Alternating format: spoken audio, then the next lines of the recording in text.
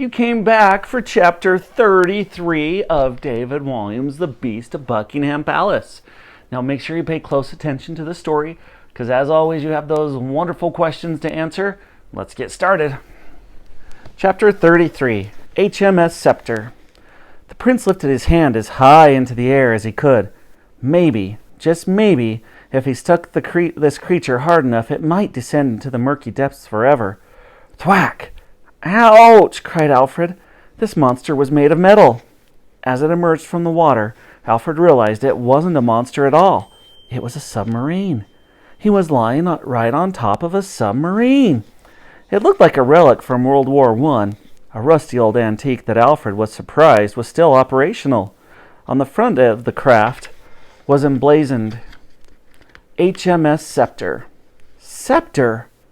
That was the code word that he'd heard on the radio. Revolutionaries. Near the name was a painted Union Jack. A hatch on the submarine opened, and to Alfred's surprise, an elderly lady popped her head out. She was tall and proud, and dressed in a way that suggested she was making the best of things. A hat, a string of pearls, and white gloves that had gone gray. "The captain requests you come aboard, your Royal Highness," she announced in a posh voice.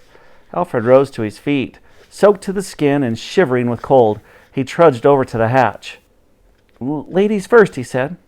"Very kind, but please, after you, Prince Alfred," said the old lady, beckoning for him to make his way down the ladder. For the first time in his life, the prince was standing in a submarine. "Submerge!" barked someone from the shadows, and all at once a half-dozen elderly ladies set to work. All Alfred could do was stand still as they bustled around him. Despite their age and in many cases infirmity, Alfred spotted some hearing aids, a walking frame, and even a wheelchair. In seconds the submarine was sinking into the depths of the Thames. "My goodness, you must be little Alfred," said a voice. Less of a little, please," he replied. "I'm now 12 years old." "I haven't seen you since you were a toddler." Then the owner of the voice stepped into the light, and Alfred recognized her at once. "Grammy!" he exclaimed. "The very same," she replied brightly. She held out her arms, and he raced towards her. It felt so good being held by someone who loved him. The king's mother had mysteriously disappeared from Buckingham Palace half a dozen years before. She was dressed in the way that old queens often are, all in color. Today it was canary yellow, with a matching hat, handbag, and long white gloves, just like the lady who had welcomed him aboard. Her clothes had seen better days. Living in an old, oily, dusty submarine couldn't help. Grammy was a good deal older than Alfred remembered. She was stooped, and her skin was pale and wrinkled, though she still had a magical twinkle in her eye that made you fall in love with her in a heartbeat. "You are wet, though," she remarked. "I was swimming, Grammy," he replied. "And you used to be such a sickly child. Well, I never. Still, it's a very stupid thing to swim in that dirty old river." "I had to escape." "Yes, we've been spying on the Tower of London for some time now. We saw a figure dive from the very top. Must have been you. Extremely brave, I must say." Alfred didn't tell his grandmother that it was not a dive at all, but rather a fall. "Thank you, Grammy," he replied. "Now, what are you all doing aboard this submarine?" The old queen smiled. "We're waiting for the right moment to strike." Surely they couldn't be. Could they? "Don't tell me that you are the revolutionaries," he spluttered. "Yes, you are looking at them. I know we look like a group of nice old dears ready to judge a cake competition." Alfred did not disagree. "But," the old queen continued, "we are ready for revolution." All the ladies stood to face the prince and saluted. "Are there any others?" asked the boy. "Of course. We are just one group," continued Grammy. "One of many." "But you are a member of the royal family," exclaimed the boy. "How can you be a revolutionary too?" "What blinds all us revolutionaries together is an idea. An idea that the way this once great nation is being run is wrong. There must be a better way, a fairer way. We need a government, We need a police force. We need food and water for everyone, whoever they are. Power can never lie in the hands of just one man, especially if that man is the Lord Protector." "So, how many revolutionaries are there?" asked Alfred. "Impossible to say. The Lord Protector and his goons have done their best to crush all of us. We hid in Knightsbridge underground station for many years." "Very handy for looting Herods," chirped one of the old ladies. "But like many of the other revolutionaries, we were driven out of our hiding place." "How?" asked Alfred. "The royal guards pumped poison gas down into the tunnels. We were lucky to get out alive. Some of our friends weren't so lucky." The old lady's eyes glinted with tears at the memory. Alfred put his arm around his grandmother to comfort her. "I've missed you so much, Grammy. I wished you hadn't left the palace," he said softly. "I'm sorry, Alfred, but I had no choice. The Lord Protector accused me of being a traitor. I was only a traitor to him, never to my son, the king. My ladies-in-waiting and I escaped by a bit of ram raiding." "What?" "We all piled into an old Rolls-Royce and smashed through the palace gates." "Jolly good fun it was," added one of the others. "Rather," said another. "I haven't introduced you properly," exclaimed Grammy. "You will have seen these ladies bustling around the palace, but you were just a baby. This is Enid." "Good day," trilled Enid. "Agatha." "Pleasure," said Agatha, performing a curtsy. "Virginia." Virginia did a little wave from her wheelchair. "Daphne." "Charmed to meet you." "Beatrix." "Oh, Beatty for short." "Judith." "What?" said the old lady. "I'm introducing you." "Oh, pardon." "Judith is a little deaf." 2:30. Alfred smiled to himself. "So, how did you come to be on this submarine?" "We borrowed the scepter from the Naval Museum. Ancient old thing she is, a little like me," chuckled Alfred. "Now, Alfred, we need you to share with us all the intelligence you have from the palace." The boy was worried he was going to be laughed at. "You are not going to believe this." "These days there is nothing that can surprise me," replied Grammy.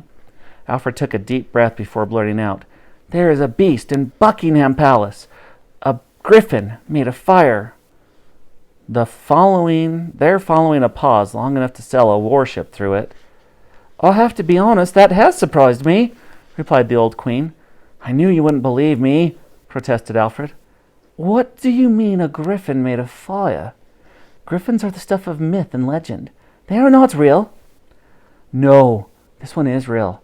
Grammy, I promise you, the Lord Protector has used some dark arts to bring the stone statue of a griffin to life. If we don't stop him, this beast will kill every last one of us." The old lady pondered for a moment. She took out a long, thin white thing from her handbag. "What's that?" asked the boy. "A cigarette." Grammy put her cigarette in an elegant black holder, which she placed between her teeth. Then she found some matches and lit the end. Strike! Instantly, foul-smelling smoke clouded the air. "What on earth are you doing, Grammy?" spluttered Alfred between coughs. "Smoking." She took a long, deep drag. "Something foolish like me used to do in the olden days. Something you must never, ever do." The boy shook his head. Grown-ups were weird. This was a disgusting habit. Next, the old lady brought out the little silver container, called a hip flask, and took a swig. "What's in there?" asked Alfred. "Gin."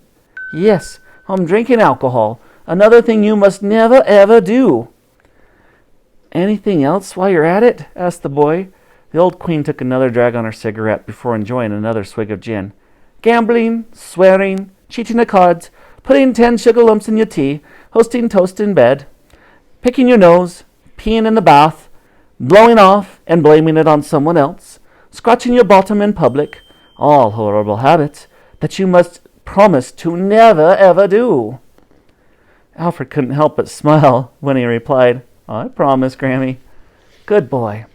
Now, if what you say about this beast is true," "It is true." "Then this Lord Protector is more powerful than we had ever imagined." The old queen took a cigarette holder out of her mouth and hollered, "Ladies!" The old dears gathered around the mistress. "We must stop the Lord Protector in his evil plan. We will strike tonight." "Tonight?" spluttered Enid. "Yes, tonight. We will sound the signal for the people of Britain to rise up against this tyranny." 13 bongs of Big Ben, said Alfred. "So you are one of us," replied Grammy. "We will make a revolutionary of you yet. Set sail for the Houses of Parliament." "But, Your Majesty," began Agatha, the rotund lady with the walking stick, "the Houses of Parliament are still under the control of the Royal Guards. The intelligence tells us they have doubled their soldiers there. To break into the bell tower now would be suicide." Grammy took another long drag of her cigarette. "Then, Agatha, the old queen, will lead the attack." Silence descended upon the submarine. "Grammy, with respect, you are too old to take on such a dangerous mission," protested Alfred. "You are never too old for adventure," she retorted. There was a hurrah from the ladies on board. "Hurrah!" Looking around, Alfred realized that his grandmother, who must have been 80-something, was probably the youngest of these revolutionaries. "I'll come too," he announced. "Alfred, with respect, you are too young for such a dangerous mission." The boy thought for a moment before exclaiming, "You are never too young for adventure." There was another hurrah from the crew. This one was much more hesitant than the last. "Hurrah!" "That's my boy," said Grammy, patting her grandson on the head, a little too hard for his liking. Pat, pat, pat. "Now, Enid, set course for Big Ben," announced the old queen. "Aye, aye, Captain," replied Enid, and the submarine surged through the water. And that will do it for Chapter 33 of The Beast of Buckingham Palace. Now, you've got some questions to answer there. Make sure you do your best. You've got plenty of time. You've got extra time to do these. Do them correctly the first time, especially if you want to be doing extra things, like going to SEM or having good grades. Do your best, guys. We'll see you tomorrow.